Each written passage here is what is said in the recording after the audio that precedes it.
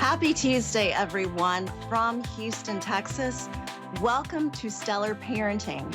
I'm your host, Brandi Kahn. I'm an intuitive astrologer, and I also hold a Master of Science degree in psychology with an emphasis in child and adolescent development. And I'm super passionate about helping parents to custom design their parenting approach based on their child's natal chart. If you'd like more information about how you can work with me, please visit my website at brandycon.com. We've got a fun show lined up for today in honor of Aries season because we are currently in Aries season and Taurus season is coming up in a few days. I'm going to be talking here at the beginning to parents of children who have their sun or moon in the sign of Taurus or Aries. Also, I will be giving you a list of the transits for this week, and beware, there is a difficult transit this week that you need to know about. So stay tuned for that. And there will also be a transit that I will speak about today where we are seeing some glimpses of things that are happening on the world stage that I will be talking about as well. So join me for that. I'm so happy to have you here. Let's jump in. And the first thing that we're going to do, we're going to talk to parents of children who have their sun or moon in the sign of Aries or Taurus. Okay. So in astrology, there's a misconception that the sun defines you and everything you do, every single aspect about you. And that's not correct. The moon is equally important. And when we're talking about astrology and the moon represents our feelings, our emotions, our sensitivity, what makes us feel safe, and what makes us feel nurtured. Now, the moon is important, especially for children, because we really want to give our children a sense of safety and security. Overall, what we really want is to give them secure attachment. Okay. So, secure attachment is characterized by feelings of trust, feelings of safety, comfort in relationships, being comfortable relating to other people in a healthy way, not a toxic way. There's also a willingness to rely on others. You don't feel like you have to do everything on your own and that you're in this world all alone. Okay. That would not be characteristic of secure attachment. And there's also a belief that comes with secure attachment that one is loved and one is valued and one has a deep sense of worth. And this is what we all want to give our children. It's so important. It will set them up to have healthy and secure relationships in the future. And this is all going to start with understanding your child's natal chart. When you understand their natal chart, you will know what makes your child feel safe and what makes them feel secure. And I always tell my clients who come to me who are parents, I tell them, okay, yeah, we're going to go through your child's natal chart, but here's the interesting fact.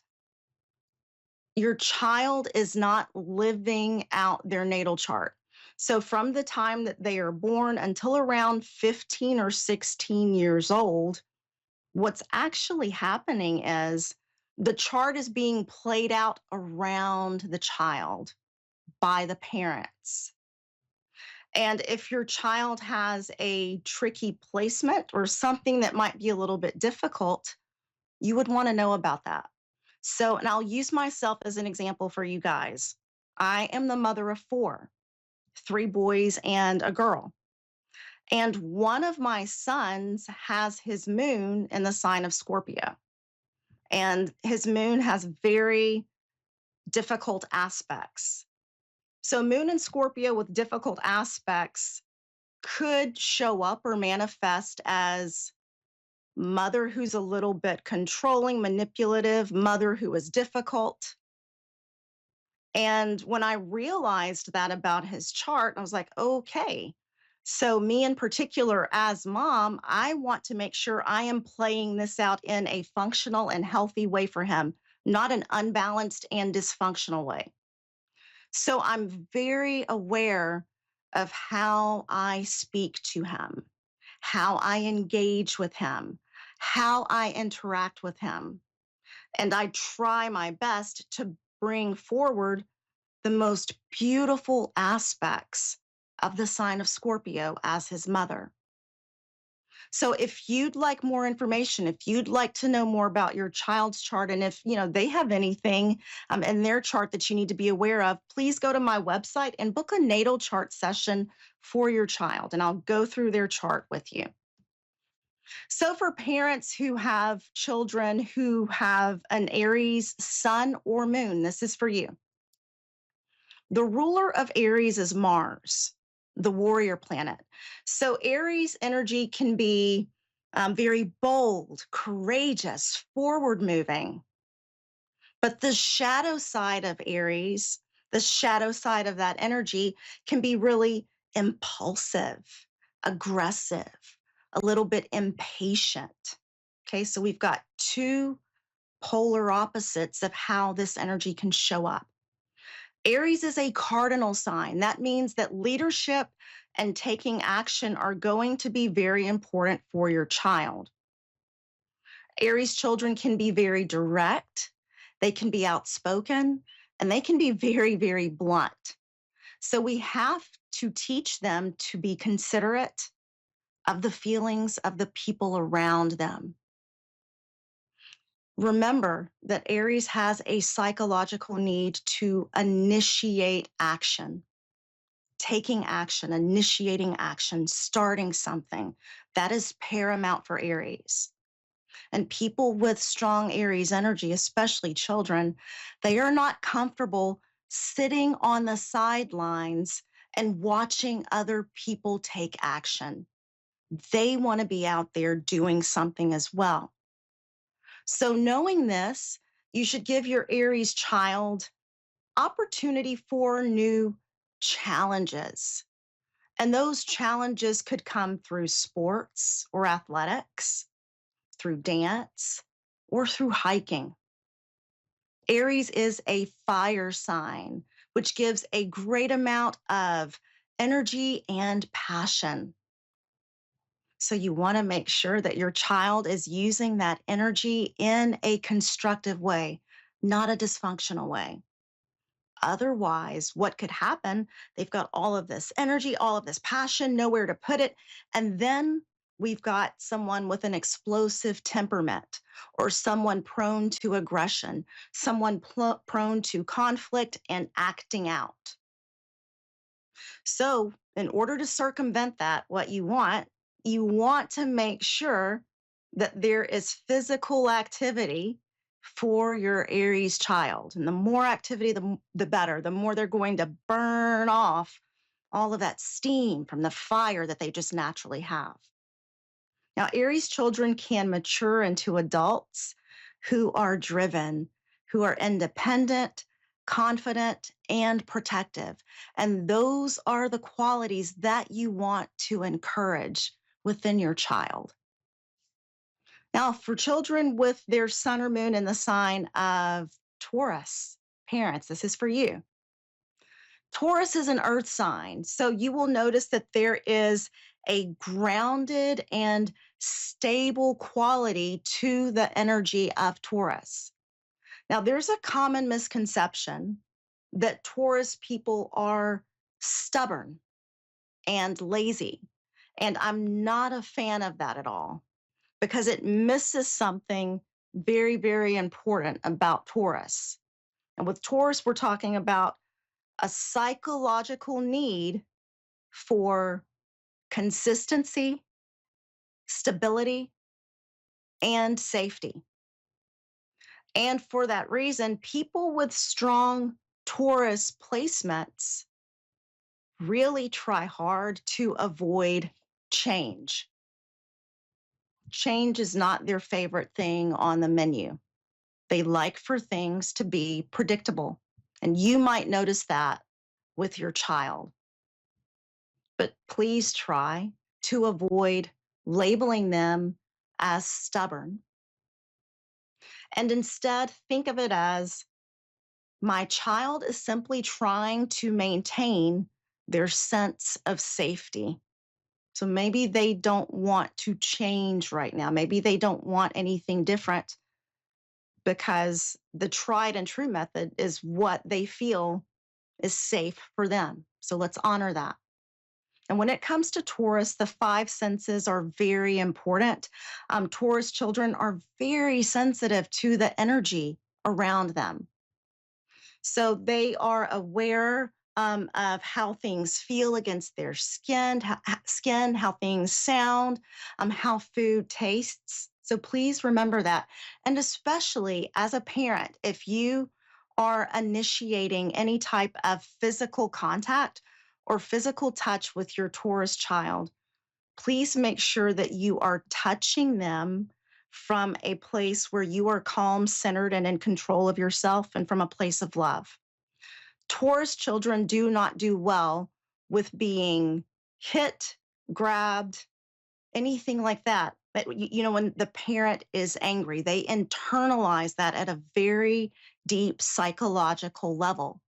Why? Because Taurus is a sensual sign. The senses are important, the senses are emphasized, and then what they feel is going to be even more magnified. So please remember that. The sign of Taurus also rules the throat, so your child could be a great communicator, or they might have a beautiful voice and they can be a really good singer. But this rulership, Taurus's rulership of the throat, also does predispose your child to having sore throats quite frequently. So keep that in mind, and you would want to make sure that you take steps to prevent that from happening if possible. Now, these children, Taurus children, can mature into adults that are reliable, dependable, patient, and loyal. And those are the qualities that you really want to encourage within your child. All right, now moving to the transits for this week, April 14th through April 20th. Tomorrow, Wednesday, April 16th, Mercury is moving into Aries. Wonderful news. So the planet of communication is finally leaving the sensitive spiritual waters of Pisces and moving into the fire sign of Aries. Now, as we just discussed, the highest level of expression of Aries energy is bold, courageous, active, forward moving, very decisive. And the lowest level of expression can be really aggressive, impulsive, and focused too much on the self. With Aries, there's a psychological need to take action and to initiate, to make something happen. And in this case, where we're talking about Mercury and communication, it's really about saying something. I have a need to initiate by my speech, by what I say. So the energy of Mercury in the sign of Aries is all about saying what you mean and meaning what you say. You might find that you or those around you are much more direct over the next few weeks with your communication. You might speak first and then think later. So watch out for that. Okay, that's one drawback from Aries, can be a little bit impulsive. Act first or speak first and then think later. But on the good side, on the flip side, Aries energy, Mercury in Aries is really good for making quick decisions and being decisive. But please beware, once again, you don't want to use the energy of Mercury in Aries to start heated arguments, to yell at people, or to say things that you will later regret. On Thursday, April 17th, Mercury will conjunct Neptune at 0 degrees of Aries. Now, here we have the planet that rules communication, Mercury, joining forces with the planet of transcendence, Neptune. This will be an interesting combination because this is the first time that Mercury will conjunct Neptune in the sign of Aries in our lifetime. The last time that Neptune was in the sign of Aries was from 1862 through 1875. Neptune glamorizes aspects of the sign that it's in. So we could be entering a time when we are fighting for our ideals and passionately pursuing social change in our society. Or we could be taking more initiative when it comes to our spiritual paths and practices, our spiritual approach. But it could also signal the glamorization of the shadow side of Aries, which is anger, aggression, impulsivity, and war. So watch which current events are revealed on this day, Thursday, April 17th. What ideas are being communicated nationally or globally? And I know that right now in the United States, the airwaves are full of news about Abrego Garcia and the administrative error that the Trump White House made in sending him to El Salvador. And yesterday there was a meeting in the Oval Office where the president of El Salvador said that he would not be returning Garcia to the United States, even though our Supreme Court here unanimously ruled that he must be returned. His return must be, the word used was facilitated by the White House. Right now, also big in the news, we've got Harvard University was one of the first things on the news this morning that I saw, rejecting President Trump's list of demands. Okay, so President Trump wanted Harvard to cut all DEI programs, to reduce the power held by students and faculty, and to give him hiring and admissions data. And also, President Trump wanted the right to get rid of professors who are more committed to activism rather than scholarship. So Harvard hit back and said, no, that's infringing on our First Amendment right to freedom of speech. And this is going to be in the news this week. So part of me is wondering, is this where Neptune and Aries, is this where we're heading? Are we going to be fighting for freedom of speech? Are we going to be fighting for our rights? Are we going to be fighting for our rights or focused on our rights as citizens? This week will tell us. All we've got to do is watch what's going on around Thursday and Friday. What's on the airwaves? What's being discussed on the news? All right, our next transit that we have, we're actually for Mercury and Neptune on a personal level, because I was talking about on a global level. On a personal level, you might feel pulled forward into your own sense of individuality and spirituality. And you might also find that it's easier for you to think and communicate and make decisions if you really engage the right side of your brain through creativity, music, art, or meditation. So you want to incorporate the energy of Neptune with the energy of Mercury.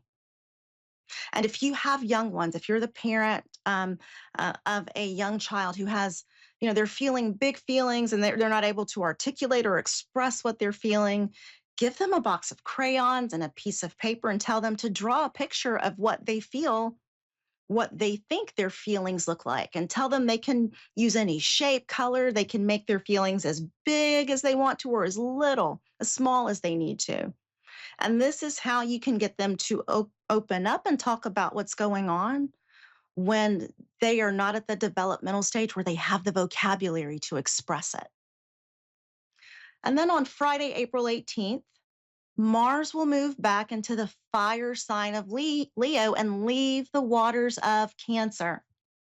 Mars is the planet of action, energy, drive, and passion. And in the sign of Leo, Mars can really give us a boost of confidence and enthusiasm. You may feel like you're ready to take action in a bold and courageous way and to really assert yourself. And if you're the parent of children, it can actually manifest through your children as well. And this is what might happen. You might have a child who decides to step out of their comfort zone and to try out for an athletic team at their school? If so, be supportive and encouraging. And I want you to celebrate your child's action and not necessarily the result, but praise them for taking action in a very brave way. Now, while Mars is in Leo all the way through June 17th, you may notice also that you're an ace at getting things done. You'll be able to get things done very quickly. And you might feel that you're ready to have fun and enjoy yourself. And you're not afraid to lead or to step into a leadership position or to step into the spotlight, Mars and Leo. But let me remind you, Leo has a psychological need for validation and appreciation.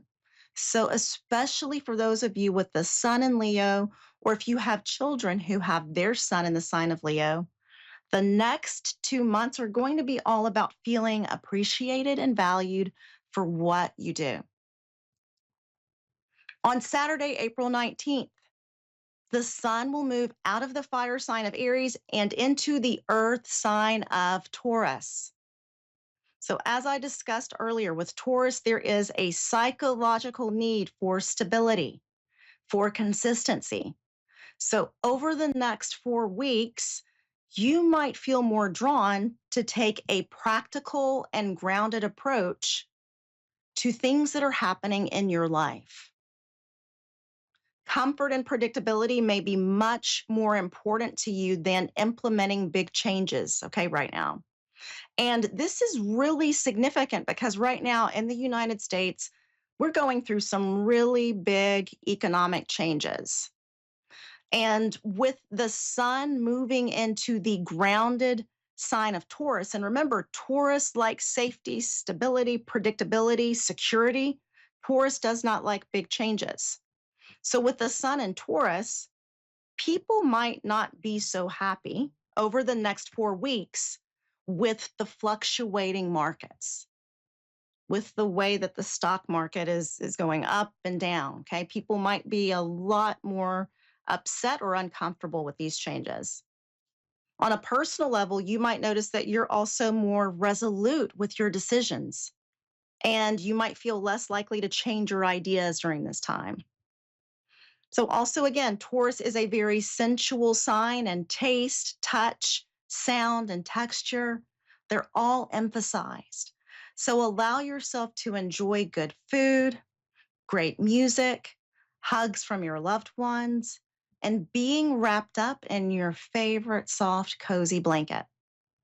All of these things will really speak deeply to your five senses.